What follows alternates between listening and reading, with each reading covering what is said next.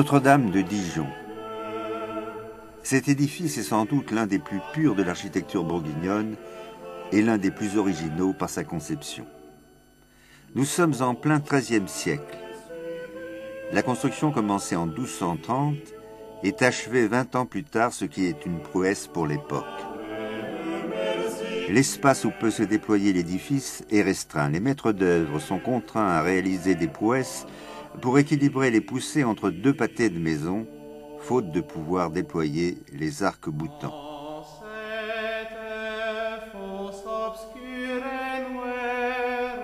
En façade, un double mur rideau avant l'heure, remplace les contreforts dissimulant son rôle derrière un riche parti décoratif. On peut dénombrer 3 étages, avec au-dessus du porche 2 registres ponctués de fines colonnettes.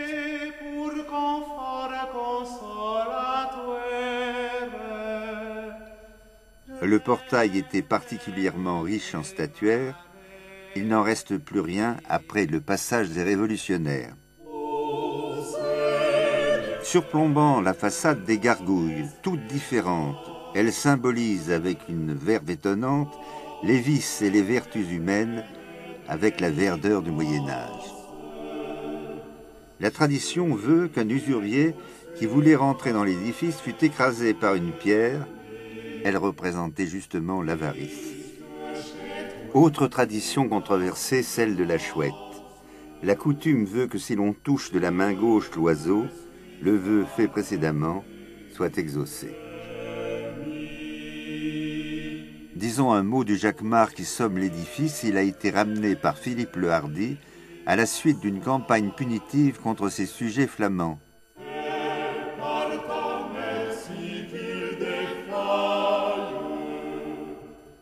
Après avoir mis à sac la ville de Courtrai, le duc de Bourgogne fait descendre la belle horloge et l'amène dans sa bonne ville de Beaune, où elle est depuis. En pénétrant à l'intérieur de l'édifice, on ne peut être que frappé par sa très grande harmonie. En bas, de longues colonnes fusent vers la voûte.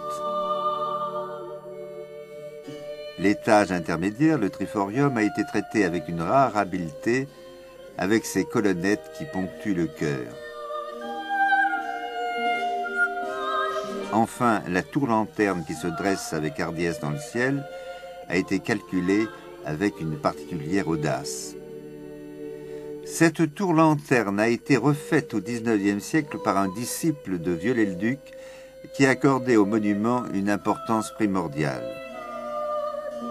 Il permettait en effet de se plier à la volonté du maître qui souhaitait purifier le sanctuaire de toute adjonction postérieure.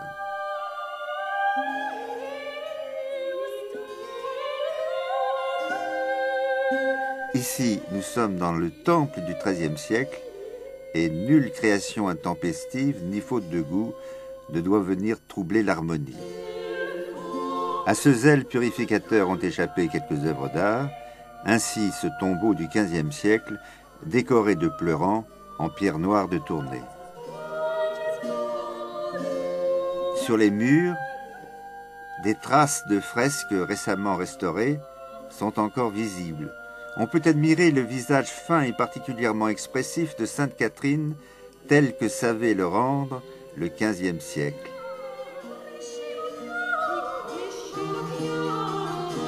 Du XVe siècle, enfin, cette belle accolade qui entoure une niche dans laquelle a été placé un Christ plus tardif. Mais qu'en pense le curé du lieu, le père Mayol? Eh bien, je suis très attaché à cette église Notre-Dame, puisque c'est là où j'ai été baptisé. Et bon, toute ma famille a vécu les grands événements ici à Notre-Dame, en particulier des communions, mais aussi les obsèques de mes parents, et c'est mon quartier. Alors c'est très agréable d'y revenir comme curé. Notre-Dame a cette particularité qu'elle est absolument au centre-ville, au cœur du marché, et par exemple le mardi et le vendredi à 10h30, c'est la messe dite du marché, où les dames et les messieurs aussi viennent avec leur caddie, les poireaux qui sortent du caddie, et ils viennent là pour prier. Il en vient de toute la ville. Passent aussi devant Notre-Dame de Bon-Espoir d'innombrables touristes. Mais le point d'orgue du dispositif gothique est les vitraux. Notre-Dame de Dijon est particulièrement riche en verrières, ou du moins, faut-il dire l'été, car la tourmente révolutionnaire, là encore, a mis bas la majeure partie des vitraux. Heureusement, le XIXe siècle a pris le relais. Il s'est trouvé un restaurateur de talent, Diderot, pour essayer de reconstituer les vitraux. Pastiche, dira-t-on, mais pastiche si réussi qu'il est bien difficile de distinguer la copie de l'original, du moins si l'on n'est pas spécialiste. Les vitraux du chœur présentent les 7 sacrements, le baptême faisant référence au baptême du Christ, mais aussi le mariage, avec une évocation des noces de Cana, et enfin l'extrême-onction, rappelant les guérisons miraculeuses opérées par Jésus.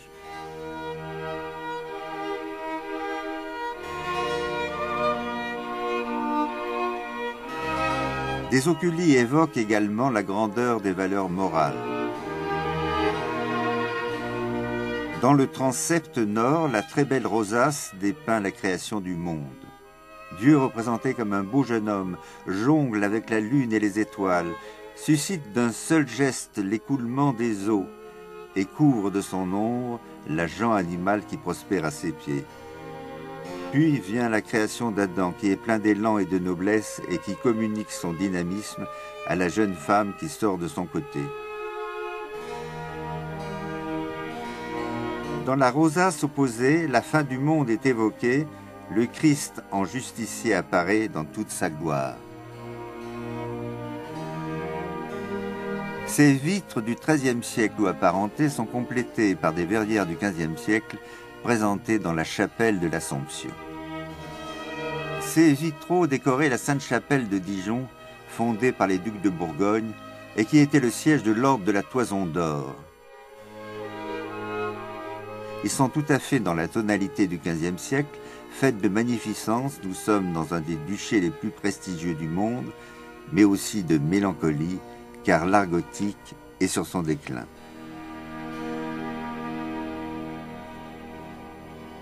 Cette chapelle abrite aussi un moulage monumental de l'Assomption, dû au talent de Dubois, œuvre majeure dans le goût du grand art baroque de l'époque.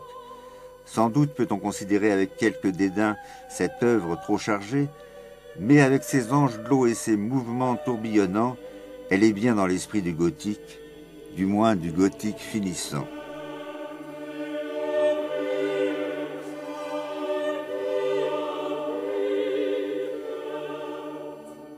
En fin de visite, le père Mayol nous entrouvre les portes de son trésor. Dans de lourds chapiers sont pieusement pliés des chasubles du XIXe siècle à la rigueur impeccable, mais aussi chasubles du XVIIIe siècle à la décoration baroque.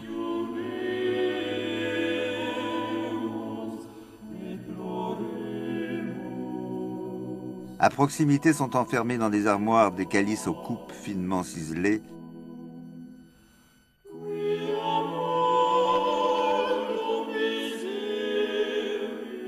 et des burettes somptueusement décorées. Avec quelle attention de telles œuvres ont été réalisées, avec quel respect, avec quelle piété.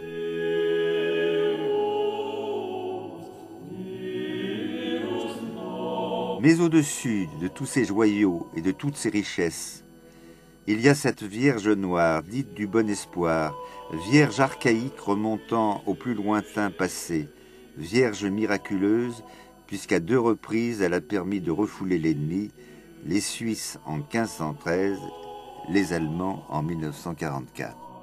Telle est la belle église Notre-Dame de Dijon, la grande finesse de son architecture que l'on pourrait croire florentine, la somptuosité de ses vitraux, la richesse de ses trésors.